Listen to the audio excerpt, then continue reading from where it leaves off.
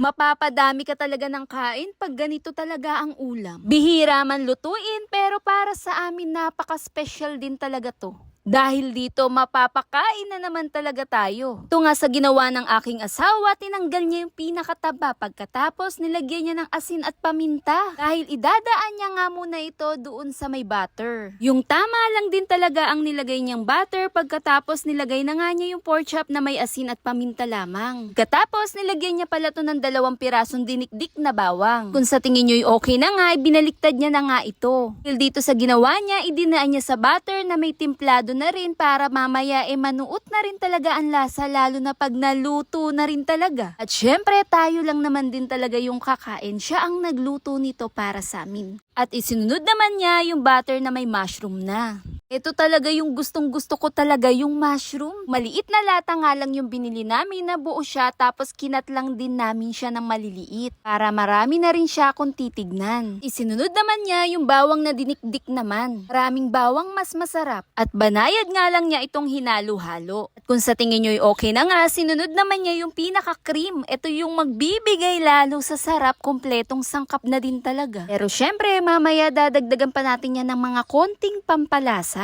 Naglagay rin pala siya nito, napakabango din talaga ng amoy. Yung itsura pa lang din talagang magugutom ka na. At yung pinakalagayan nga ng cream, nilagyan niya ng kaunting tubig. Nilagyan niya nga ng konting asin at paminta ulit. At hinalo-halo lamang niya ito para mas manuot lalo yung timpladong lasa doon sa ating pork chop. At nag-add nga pala siya dito ng kaunting cornstarch para mas lumapot mismo yung pinaka-sauce niya. Ganitong lutuin talaga na creamy mushroom, talagang mapapadami na naman talaga ako ng kain. Sino ba namang hindi papayat kung ganito talaga ang pagkain mo? Hira man lutuin pero pag nandyan na at hinain na, mapapakain ka din talaga at lubos-lubusin mo na rin talaga. Solve na nga ang araw mo. Sa amoy pa lang din talagang magugutom ka at heto na nga. Tara kain tayo. Sino ba naman hindi magkikrave pag ganito naman talaga ang ulam mo? At syempre, wag natin tignan. Tikman na rin natin at tara sabay-sabay tayong kumain. At lasap na sarap ang kompletong sangkap. At heto na nga, tikman na nga natin. Mapapadami ka talaga ng kain pag ganito ang ulam. Masarsa pa lang talaga nitong mapaparami ka ng kain din talaga sa sarap. At heto na nga, takamin ko nga muna kayo at tara pot, kain tayo.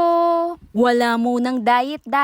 Kain lang ng kain. Hira man lutuin, lubos-lubusin na rin. At sulit sarap at tiyak uulit ka pa sa kain. Kaya kung ganito ang cravings mo, gawin mong mas masarap. At pwedeng-pwede kahit anong okasyon. Yun lang. Follow for more. Bye!